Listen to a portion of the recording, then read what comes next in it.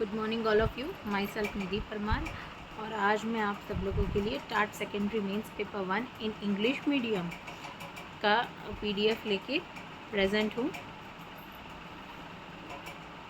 एक मिनट। बहुत सारे बच्चों ने प्रीलिम्स क्लियर कर लिया होगा आई होप। अब जिनके भी 70+ स्कोर हो रहा है आंसर की के अकॉर्डिंग, वो मेंस की प्रिपरेशन स्टार्ट कर दे without wasting a single day. ठीक है। Myself Nidhi Parmar. Yes. तो आज मैं आपको टाइम वेस्ट किए बिना ही हम डायरेक्टली पॉइंट पे आते हैं। हम इंग्लिश मीडियम में जो पेपर 1 होता है वो कम्प्लीटली इन इंग्लिश होता है। ऐसे राइटिंग है, लेटर राइटिंग है, वो सब आपका टोटली इंग्लिश में ही आएगा। कॉम्प्रिहेंसिव जो भी पोर्शन है डिस्क्रिप्टिव वो सारा। ओके। सो फर्स्ट हमारा टॉपिक है ऐसे राइटिंग। अब ऐसे के बारे में तो सबको पता ही होगा कि ऐसे राइटिंग कैसे होता है। आपने 10th में 12th में बोर्ड एग्ज़ाम्स में आपने ऑलरेडी लिखा ही होगा, बट ऐसे हम डायरेक्टली एग्जीक्यूट नहीं कर सकते। उसका एक प्रॉपर फॉर्मेट होता है, प्रॉपर स्ट्रक्चर होता है, उसके हिसाब से ही आपको लिखना होता है।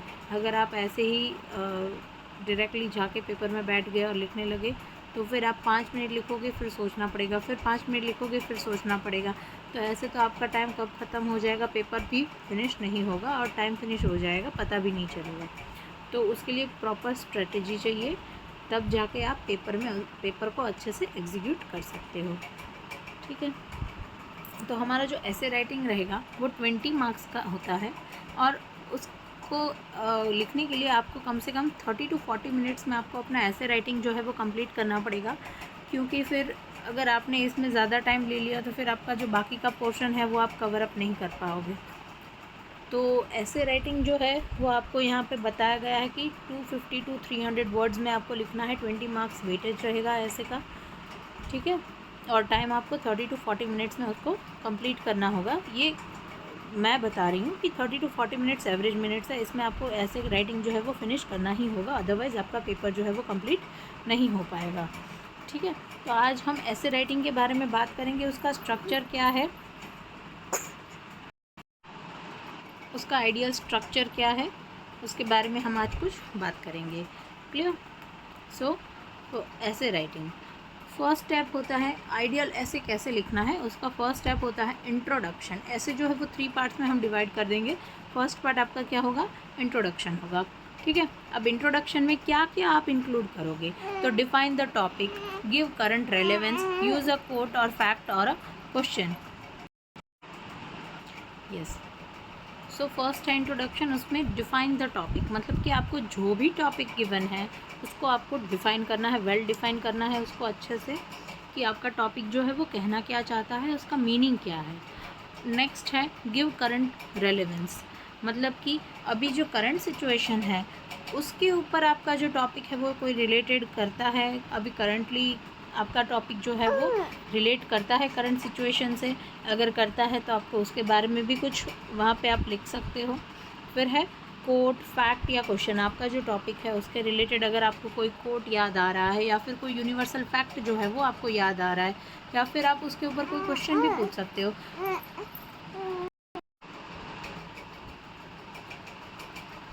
कोई थॉट है या फिर कोई फैक्ट आपको अगर याद आ रहा है उस टाइम पे उस टॉपिक के रिलेटेड, तो आप वहाँ पे वो लिख सकते हो, या फिर क्वेश्चन अराइज कर सकते हो कि ऐसा क्यों। उसके ऊपर से आप अपना जो ऐसे है उसको आप आगे कैरी फॉरवर्ड कर सकते हो। ठीक है, with asking a question, by putting a question in it. Second आपका जो मेन पार्ट होता है वो होता है बॉडी पैराग्राफ। बॉडी पैराग्राफ में आपको क्या करना है, आपका जो मेन कंटेंट है ऐसे का वो आपको वहाँ पे मेंशन करना होता है। उसमें फर्स्ट है कॉजेज़ एंड इम्पॉर्टेंस, कि आपका जो टॉपिक है उसके क्या क्या कॉजेज़ रहेंगे, उसकी इम्पॉर्टेंस क्या है, इन सब चीज़ों के बारे में आपको वहाँ पे डिटेल में लिखना रहेगा। फिर है एडवांटेजेस एंड डिसएडवांटेजेस। अगर आपका टॉपिक है सपोज़ तो उसमें आपको एडवांटेजेस बताने हैं या फिर उसके डिसएडवांटेजेस बताने हैं। ठीक है। थर्ड है एजुकेशनल पर्सपेक्टिव। एजुकेशनल पर्सपेक्टिव मतलब कि from the point of education, उसका पर्सपेक्टिव क्या हो सकता है। आपका टॉपिक जो है उसको एजुकेशन के पॉइंट ऑफ व्यू से हम अगर देखें तो उसके पर्सपेक्टिव्स क्या क्या हो सकते हैं ये हमें बताना है। गवर्नमेंट इनिशिएटिव्स, कि गवर्नमेंट ने क्या क्या इनिशिएटिव्स लिए हैं। सपोज़ आपका टॉपिक है NEP 2020, तो गवर्नमेंट ने क्या क्या इनिशिएटिव्स लिए हैं NEP 2020 के रूल्स फॉलो करने के लिए, ठीक है, तो वो आप यहाँ पे मेंशन कर सकते हो। नेक्स्ट इज़ सल्यूशंस, कि उसका सल्यूशन क्या है, अगर कोई प्रॉब्लम अराइज हो रही है उस टॉपिक से तो उसके सल्यूशंस क्या क्या हो सकते हैं, ये भी आप अपने मेंशन कर सकते हो। ये जो बॉडी पैराग्राफ है, मतलब कि जो आपका मेन कंटेंट है, वही आपका जो ऐसे का जो बोलते हैं हार्ट होता है, ठीक है। अगर आपने ये कंटेंट ठीक से लिख दिया, मतलब कि आपको ऐसे में 16 to 18 मार्क्स इजीली मिल जाएंगे। Then next is conclusion. Conclusion में क्या होगा कि आपको आपका जो ऐसे है उस टॉपिक के ऊपर पॉजिटिव एंडिंग देना होगा या फिर कोई पॉजिटिव कंक्लूजन देना होगा पॉजिटिव वे में। नेगेटिव वे में हमें कभी भी कंक्लूजन नहीं देना है। रिमेंबर दैट थिंग कि आपका जो कंक्लूजन रहेगा वो ऑलवेज़ पॉजिटिव में ही रहेगा, ठीक है।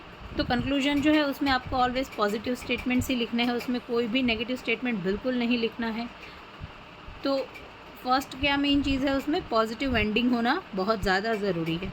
नेक्स्ट इज़ फ्यूचर विजन, कि आपका जो टॉपिक है उसमें आप उस टॉपिक के ऊपर आप फ्यूचर में क्या देख रहे हो, उसका विजन आपका क्या है फ्यूचर में उस टॉपिक के रिलेटेड, तो आपको वो देखना है कि इस टॉपिक को हम फ्यूचर में क्या क्या कर सकते हैं इसके बारे में, या फिर फ्यूचर में ये क्या हमारे एडवांटेजेस के लिए होगा या डिसएडवांटेजेस के होगा ये टॉपिक जो है, ठीक है।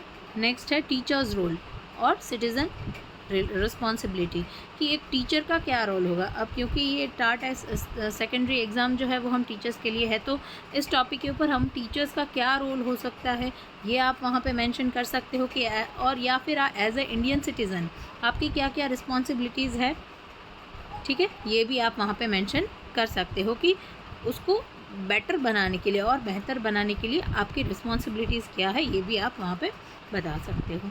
क्लियर। तो ये हमने ऐसे का फॉर्मेट के बारे में कंप्लीट डिस्कशन कर लिया कि आपको इस तरीके से करना है। वन मोर थिंग, जो आपका ऐसे राइटिंग का जो इंट्रोडक्शन पार्ट है और जो कंक्लूजन पार्ट है उसमें आपको 2 to 5 सेंटेंसेस जब आप लिखोगे तो वो इनफ होगा। 2 to 5 सेंटेंसेस आपको लिखने हैं आपका इंट्रोडक्शन में और कंक्लूजन में, तो वो इनफ हो जाएगा। जबकि आपका जो बॉडी पैराग्राफ है, जो आपका मेन कंटेंट है, उसमें आपको ज़्यादा जोर देना होगा, ठीक है। नेक्स्ट है हमारा इम्पॉर्टेंट ऐसे टॉपिक्स विथ की पॉइंट्स। मैंने यहाँ पे आपके लिए कुछ इंपॉर्टेंट टॉपिक्स सेलेक्ट करके रखे हैं विथ उसके की पॉइंट्स। आप जब ऐसे लिखने बैठो तो आपको पहले माइंड सेट करना है कि उसके की पॉइंट्स क्या क्या है, माइंड में सेट करके रखना है कि उसके क्या क्या की पॉइंट्स है। आपको उसके की पॉइंट्स बना लेने हैं पहले, फिर की पॉइंट्स को ज्वाइन करते करते आपको उसका ऐसे जो है वो एग्जीक्यूट करना है। Clear.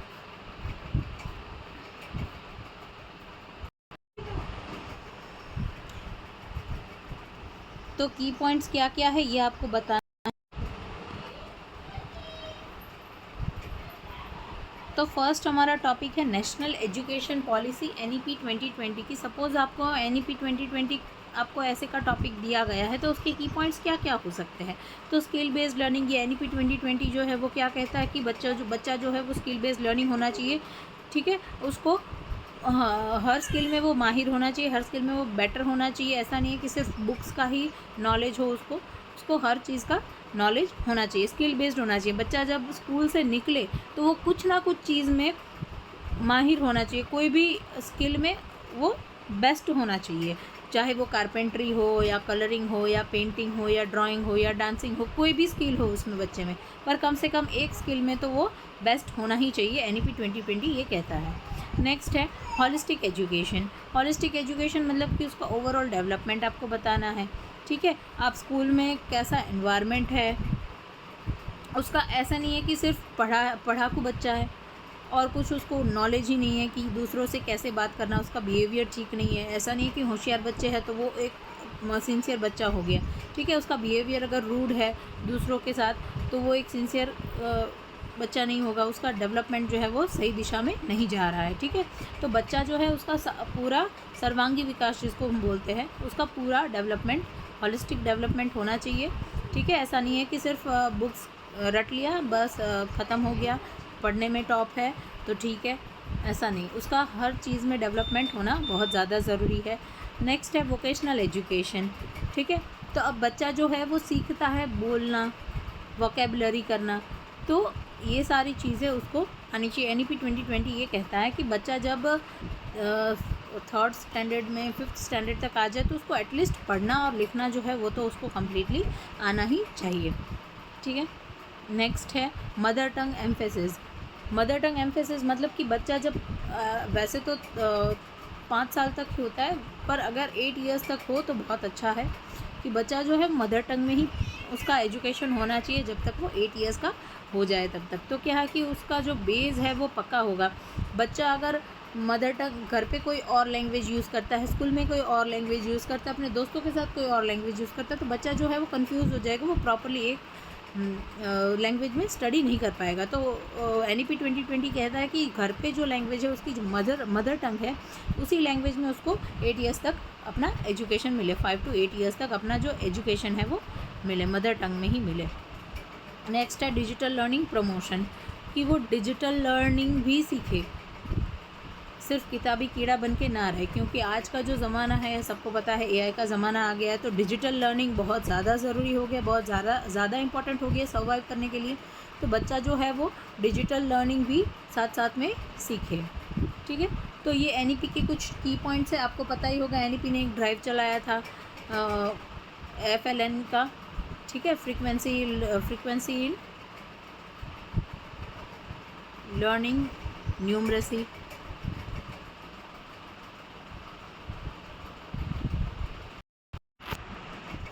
Okay, foundational literacy and numeracy. बच्चा जब 3rd स्टैंडर्ड में आए तब तक उसको 3rd स्टैंडर्ड उसका कंप्लीट हो तब तक उसको लर्निंग एंड राइटिंग जो है वो अच्छे से आ जाना चाहिए, या फिर मैथ्स जो होता है, जो नॉर्मल कैलकुलेशंस है, न्यूमरेसी, वो इजीली वो करना चाहिए, और एक उसको रीडिंग आना चाहिए।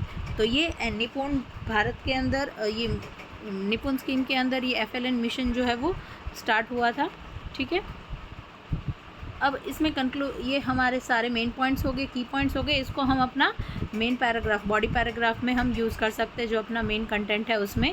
और कंक्लूजन लाइन में आप क्या क्या लिख सकते हो, मैंने आपको जैसे बताया था कि कंक्लूजन में हमेशा हमको पॉजिटिव लाइन ही लिखनी है, पॉजिटिव आंसर ही लिखना है। तो अगर मैंने कोट अगर आपको कोई याद आ रहा है, या कोई फैक्ट याद आ रहा है, या कोई थॉट आपके माइंड में चल रहा है, तो आप वो वहाँ पे राइट कर सकते हैं, ठीक है। तो कंक्लूजन लाइन में जैसे कि आप लिख सकते हो, NEP 2020 aims to create creative, skilled and responsible citizen. कि NEP 2020 ने जो एम किया है कि क्रिएटिव बच्चे, स्किल्ड और रिस्पॉन्सिबल सिटीजन्स उनको चाहिए। हमारे जो बच्चे हैं जब वो स्कूल से पास आउट होकर निकले तो वो क्रिएटिव भी हो, स्किल्ड भी हो, और साथ में एक रिस्पॉन्सिबल सिटीज़न भी हो। तो ये NEP 2020 का एम है। तो आप इस तरीके से अपना पूरा जो ऐसे है उसको एग्जीक्यूट कर सकते हो। आपका ऐसे जो है वो इजीली 250 to 300 वर्ड्स में आ जाएगा, अगर आपका प्रॉपर प्लानिंग होगा, अगर आपके की पॉइंट्स जो है वो proper up to the mark होंगे तो। पर आप जब ऐसे लिखना स्टार्ट करो तो आपको 5 to 7 मिनट्स जो है वो अपना प्री प्लानिंग में ही देना है कि आप क्या क्या की पॉइंट्स बनाओगे, क्या क्या सेंटेंसेस लिखोगे, ठीक है। अगर आपने एक बार प्री प्लानिंग कर लिया तो फिर आप अपना ऐसे जो है वो इजीली एग्जीक्यूट कर पाओगे। प्री प्लानिंग के बिना आप 5 मिनट लिखोगे फिर वापस सोचोगे, 5 मिनट लिखोगे फिर वापस सोचोगे, ऐसे करते करते आपका ऐसे जो है वो ख़त्म नहीं होगा और आप कंफ्यूज हो जाओगे। इससे अच्छा है कि 5 to 7 मिनट्स पहले आपका जो टॉपिक है उसके ऊपर प्री प्लानिंग करो। रफ़ पेज है, रफ़ वर्क जो आपका पार्ट है वहाँ पे आप की पॉइंट्स पहले नोट डाउन कर लो कि मुझे ये की पॉइंट्स लिखने हैं, फिर इस टॉपिक के बारे में आप वहाँ पे मेंशन करते जाओ। क्लियर। नेक्स्ट टॉपिक है डिजिटल एजुकेशन। डिजिटल एजुकेशन में क्या क्या हम लिख सकते हैं, ये सारे टॉपिक्स हैं, मैंने कुछ निकाल के रखे हैं कि आप अगर आपको ऐसा टॉपिक आया जाए तो आप इस तरीके से उसके की पॉइंट्स बना सकते हो, राइट। तो एडवांटेजेस क्या है, तो पहले हम ये भी लिख सकते हैं डिजिटल एजुकेशन क्या है, आजकल के ज़माने में डिजिटल एजुकेशन का इम्पॉर्टेंस क्या है, ये हम बता सकते हैं इन द इंट्रोडक्शन पार्ट। फिर आता है हमारा मेन कंटेंट बॉडी पैराग्राफ, तो उसमें आप क्या बता सकते हो कि उसके एडवांटेजेस क्या है डिजिटल एजुकेशन के। तो easy access to learning, easily हम उसको कहीं पे भी लर्न कर उसमें से लर्निंग कर सकते हैं, ठीक है। फिर ऑनलाइन रिसोर्सेज हमें सारे आजकल अवेलेबल है, आप सबको पता है कि अगर बच्चा स्कूल, हम सब ने देखा है कि लॉकडाउन जब था तो स्कूल सारे बंद थे, तो सब ने ऑनलाइन प्रिपरेशन किया था, बच्चों ने सब ने ऑनलाइन स्टडी किया था, टीचर ने सब ने ऑनलाइन पढ़ाया था। तो ऑनलाइन रिसोर्सेज अवेलेबल है, अगर आपके पास डिजिटल एजुकेशन होगा तो उसका यूज़ करके आप यूटिलाइज़ कर सकते हो अपना। ठीक है, नेक्स्ट है फ्लेक्सिबल लर्निंग। फ्लेक्सिबल लर्निंग, आप जब चाहो अपने टाइम पे आप उसमें सीख सकते हो। ऐसा नहीं कि स्कूल का टाइम 7 से 12 बजे तक है तो आप उसी टाइम में सीखोगे। आप आधी रात को भी अगर आप चाहे कुछ फ़ोन में इंटरनेट में से सीखना, तो आप आधी रात को भी सीख सकते हो। तो फ्लेक्सिबल टाइमिंग रहता है, जितना चाहे आप सीख सकते हो, उसका कोई लिमिट नहीं होता है, तो फ्लेक्सिबल लर्निंग रहता है। ठीक है, नेक्स्ट है कि चैलेंजेस क्या क्या आते हैं। डिजिटल लर्निंग अच्छी बात है, पर उसमें कुछ डिसएडवांटेजेस, अब सारी चीज़ों के जिसके एडवांटेजेस होते हैं उसके कुछ ना कुछ तो डिसएडवांटेजेस होते ही हैं। तो उसके चैलेंजेस क्या क्या हैं, तो इंटरनेट इश्यूज़ बहुत रहते हैं। सिटी में तो प्रॉब्लम नहीं होती, बट जो रिमोट एरियाज़ है वहाँ पे ज़्यादा इंटरनेट इश्यूज़ रहते हैं, तो बच्चे पढ़ नहीं पाते ठीक से। नेक्स्ट है स्क्रीन एडिक्शन। अब बच्चों को स्क्रीन एडिक्शन हो जाता है, ये पेरेंट्स को बहुत ज़्यादा ध्यान रखना चाहिए। ये पेरेंट्स का काम है, स्क्रीन एडिक्ट ना हो बच्चे, क्योंकि बच्चे पढ़ाई कर लेते हैं, पढ़ाई के टाइम पे फिर वो फ़ोन देखने लगते हैं, या तो इंस्टाग्राम, या तो यूट्यूब, या तो वीडियो गेम्स, या तो कुछ ना कुछ उनका स्टार्ट हो जाता है। तो बच्चे जो है वो एडिक्ट हो जाते हैं स्क्रीन से। तो ये एक उसका बहुत बड़ा ड्रॉबैक है। ये हम सब ने देखा है कि कोरोना के बाद सारे पेरेंट्स यही कंप्लेन करते हैं कि बच्चे जो है वो फ़ोन ज़्यादा यूज़ करते हैं, क्योंकि हम सब ने देखा कि स्कूल्स कॉलेजेस सारे बंद थे, तो सारा ऑनलाइन एजुकेशन हो रहा था, तो बच्चे जो है उसकी वजह से स्क्रीन एडिक्ट हो गए हैं। तो ये एक सबसे बड़ा उसका ड्रॉबैक है। नेक्स्ट है लैक ऑफ इंटरेक्शन। तो उसमें एक लैक ऑफ इंटरेक्शन रह जाता है कि अगर कोई टीचर जो है वो फेस टू फेस पढ़ाए और टीचर जो है वो फेस टू फेस पढ़ाए या फ़ोन में पढ़ाए, उसमें थोड़ा सा तो डिफरेंस आता ही है ना। फ़ोन कभी टीचर की जगह नहीं ले सकते। लैक ऑफ इंटरेक्शन जो है वो रहता ही है एट एनी कॉस्ट। क्या है कि क्लासरूम में तो अगर बच्चा कुछ इधर उधर कर रहा है तो टीचर तुरंत उसको टोक के उसको ट्रैक पे ला सकते हो, पर इसमें तो कुछ नहीं हो सकता है ना। तो ये लैक ऑफ इंटरेक्शन रहता है टीचर स्टूडेंट के बीच में, कम्युनिकेशन का। अब इसमें टीचर का क्या रोल हो सकता है, ये भी आप मेंशन कर सकते हो कि इसमें टीचर का क्या रोल होगा। तो guide student for balanced technology use. Teacher का सबसे बड़ा रोल ये है कि आप स्टूडेंट्स को बताएं कि टेक्नोलॉजी को कैसे बैलेंस्ड वे में यूज़ करना है। उसको मतलब ऐसा नहीं है कि हमें सारी चीज़ें मिल रही है, कंफर्ट मिल रहा है तो हम उसका मिसयूज़ करें। उसका प्रॉपर यूज़ करना है, हमें प्रॉपर यूटिलाइज़ करना है हमें जो चीज़ें मिली है उसका। ठीक है, तो ये हमारा टॉपिक था डिजिटल लर्निंग का। नेक्स्ट टॉपिक है artificial intelligence in education. Artificial intelligence in education मतलब कि एजुकेशन में एआई का क्या रोल है। तो फर्स्ट है यूजेस। पहले तो आप ये बता सकते हो कि एआई क्या है, आर्टिफिशियल इंटेलिजेंस है क्या, उसका डिफ़ाइन आप दे सकते हो। उसके बारे में आपको जो भी इन्फॉर्मेशन है वो आप दे सकते हो कि करंटली एआई का ज़माना आ गया है। सारी चीज़ें आजकल एआई से हो गई है, जनरेट वीडियोस, फोटोज़, सॉन्ग, सब कुछ अब एआई से हो रहा है। ठीक है, अब उसमें यूजेस क्या क्या है एआई के, ये आपका मेन कंटेंट हो गया। ठीक है, तो यूजेस है कि स्मार्ट क्लासरूम हो गए। एआई की वजह से हमारे जो क्लासरूम्स है वो स्मार्ट हो गए। बहुत सारी गवर्नमेंट स्कूल्स में भी और प्राइवेट स्कूल्स में भी ये हो गया है कि आजकल स्मार्ट बोर्ड लग गए हैं, क्लासरूम्स जो है वो स्मार्ट हो गए, प्रोजेक्टर वगैरह। तो वो तो पहले से ही था, बट ये स्मार्ट बोर्ड जो है वो लग चुके हैं मोस्टली सारी गवर्नमेंट स्कूल्स में। पर्सनलाइज्ड लर्निंग कि बच्चा जो है वो अपने अकॉर्डिंग उसको जिसकी मेथड समझ में आती है वो पर्सनलाइज करके सीख सकता है। ऐसा नहीं है कि उसको एक टीचर का समझ में नहीं आ रहा है तो उसको वही टीचर के पास पढ़ना पड़ेगा। नो, उसको नहीं समझ में आ रहा तो उसके पास ऑप्शंस है, वो कोई इंटरनेट पे दूसरा टीचर ढूंढ लेगा, उसको जिसकी मेथड ज़्यादा समझ में आ रही है उसका ही वो समझेगा। राइट, तो पर्सनलाइज्ड लर्निंग हो गया है। उसके टाइम पे उसको जो टाइम पे बच्चा चाहे उस टाइम पे वो पढ़ सकता है। फास्ट इवैल्यूएशन, उसमें जो इवैल्यूएशन है वो भी फास्ट होगा। आप आजकल मॉक टेस्ट वगैरह देते हो सब फ़ोन में, तो उसका तुरंत ही आपको रिज़ल्ट मिल जाता है। ऐसा नहीं है कि 3 दिन बाद या 5 दिन बाद रिज़ल्ट मिलेगा, आपको ऑन द स्पॉट ही उसका रिज़ल्ट मिल जाता है ना। तो फास्ट इवैल्यूएशन प्रोसेस हो गया है AI के थ्रू।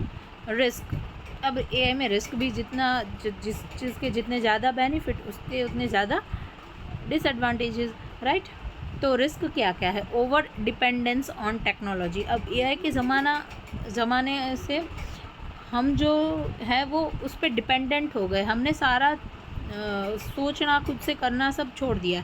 हमें लगता है कि हमें कुछ भी चाहिए AI में डाल दो, AI हमें बता देगा उसका सल्यूशन क्या है। तो हमारा जो दिमाग है उसको यूज़ करना हमने बंद कर दिया है जब से AI का ज़माना आ गया है।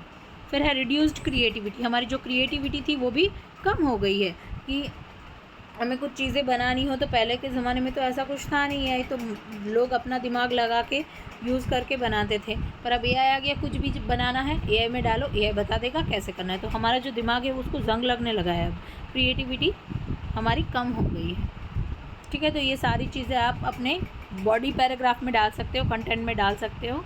और फिर कंक्लूजन में आप क्या डालोगे? तो कंक्लूजन में AI should support teachers not replace them.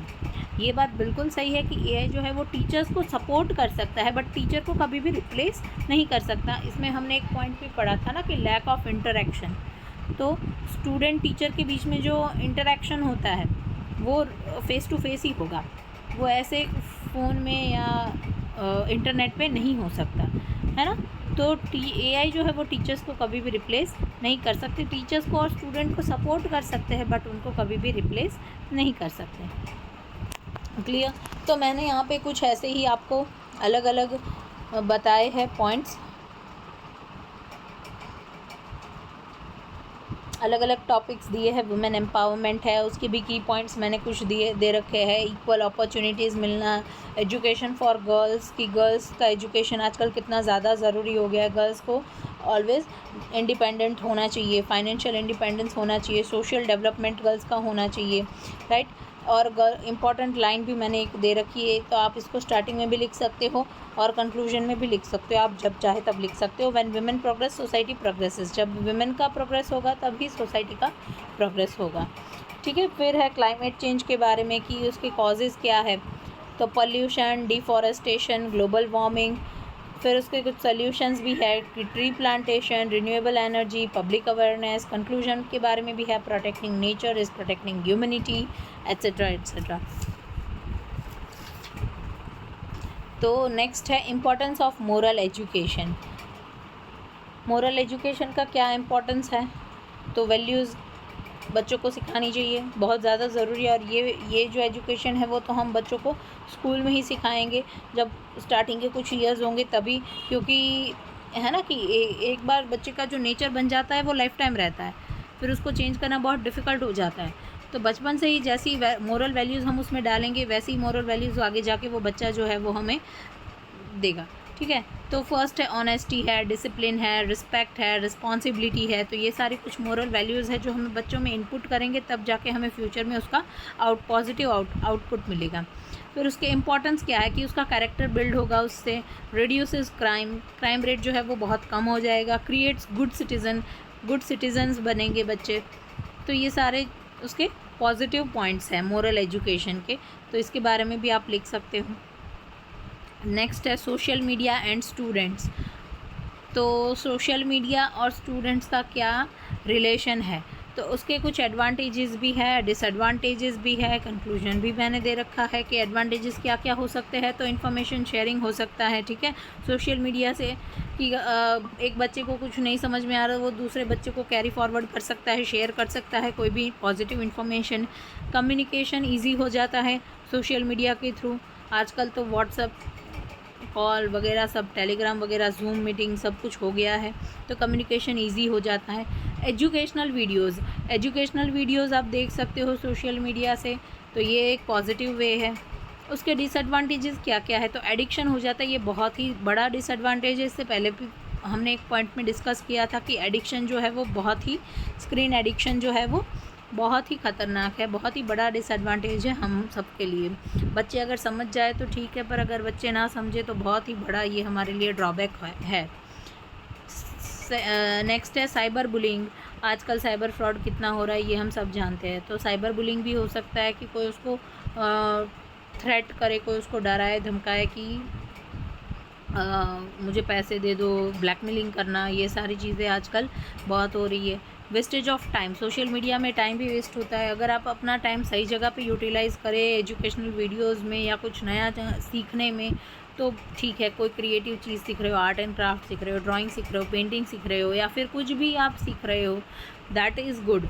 But अगर आप उसका वेस्ट कर रहे हो टाइम अपना, दैट इज़ नॉट गुड। कि आप कोई गलत चीज़ सीख रहे हो तो ये आपका ही टाइम वेस्ट होगा और आपका ही ड्रॉबैक है ये। नेक्स्ट है कंक्लूजन। कंक्लूजन में आप लिख सकते हो कि social media should be used wisely and responsibly. Social media को आपको बेहतर तरीके से यूज़ करना है और as a responsible person use करना है। ऐसा नहीं है कि आप उसको आप जैसे चाहो वैसे उसको यूज़ कर दो, दैट इज़ रॉन्ग। नेक्स्ट है इंक्लूसिव एजुकेशन। इंक्लूसिव एजुकेशन में क्या है कि सारे बच्चों को इक्वल राइट्स मिले, है ना। मीनिंग क्या है इंक्लूसिव एजुकेशन का, तो ये आप लिख सकते हो कि education for all children including differently abled students. जो डिफरेंटली एबल्ड स्टूडेंट्स होते हैं, जो हैंडीकैप है या फिर जिनको सुनने में दिक्कत हो रही है, जिनको बोलने में दिक्कत हो रही है, तो ऐसे बच्चे जो डिफरेंटली एबल्ड स्टूडेंट्स हैं उन सबको समान अधिकार मिले, जैसे कि बाकी सारे नॉर्मल बच्चों को मिल रहा है, इक्वल राइट्स मिले। ठीक है, ये बहुत ज़्यादा इंपॉर्टेंट है। तो आप इंक्लूसिव एजुकेशन का पहले आप मीनिंग बता सकते हो, फर्स्ट आपका जो इंट्रोडक्शन है उसमें, फिर आप उसके बेनिफिट्स वगैरह जो है वो सारे आप इसमें मेंशन कर सकते हो। Next is benefits. क्या क्या बेनिफिट्स है, तो उनको इक्वालिटी बहुत ज़्यादा ज़रूरी है। पार्शियलिटी बिल्कुल नहीं करनी है। अगर आप एज अ टीचर स्कूल में जा रहे हो, आपकी क्लास में 1 या 2 बच्चे डिफरेंटली एबल स्टूडेंट्स हैं, स्पेशल चिल्ड्रंस है, तो आपको उनके साथ पार्शियलिटी नहीं करनी है, इक्वली सबको ट्रीट करना है, हर एक बच्चे को। नेक्स्ट है कॉन्फिडेंस बिल्डिंग। आपको उनके अंदर कॉन्फिडेंस बिल्ड करना है कि हाँ तुम कर सकते हो। उनकी कमज़ोरी को उनकी ताकत बनाना है। ये एक टीचर का काम होता है कि बच्चे की कमज़ोरी को उसकी स्ट्रेंथ बनाए। ठीक है, वीकनेस को स्ट्रेंथ बनाना टीचर का ही काम होता है। बच्चे के अंदर कॉन्फिडेंस बिल्ड करो ताकि वो अपने पैरों पे खड़ा हो पाए। नेक्स्ट है सोशल हार्मनी। ठीक है, तो बच्चों को कभी भी ऐसा नहीं लगना चाहिए कि वो दूसरों से अलग है। टीचर का क्या रोल है, तो सपोर्टिव क्लासरूम एनवायरनमेंट। टीचर का सबसे बड़ा रोल है कि वो बाकी स्टूडेंट्स को भी बताए कि इनके साथ जो स्पेशली एबल स्टूडेंट्स हैं उनके साथ इक्वली ट्रीट करे। क्लासरूम का एनवायरनमेंट जो है वो सपोर्टिव बनाए कि सब बच्चे एक दूसरे की हेल्प करें। ऐसा नहीं है कि सिर्फ स्पेशली एबल्ड के लिए, मतलब हर बच्चों के लिए है ये कि हर बच्चे एक दूसरे की हेल्प करें। ये एनवायरनमेंट जो है वो टीचर को ही क्रिएट करना पड़ता है क्लासरूम में। ठीक है, तो मैंने कुछ यहाँ पे आपको टॉपिक्स बता दिए कि आप इस तरीके से टॉपिक्स को इंट्रोड्यूस कर सकते हो, एग्जीक्यूट कर सकते हो एग्ज़ाम में। अब कुछ यूज़फुल इंट्रोडक्शन लाइंस भी मैंने यहाँ पे दे रखी है कि education plays a vital role in shaping society in the modern era, technology has transformed human life. मतलब कि अगर आपका टॉपिक है उससे रिलेटेड अगर इनमें से कोई एक कोट है तो आप वहाँ पे लिख सकते हो कि अगर आपको बता दिया है कि मॉडर्न टेक्नोलॉजी इन एजुकेशन अगर आपका टॉपिक है तो उसमें आप क्या लिख सकते हो। आप सेकंड वाला मेंशन कर सकते हो कि इन the modern era technology has transformed human life, है ना।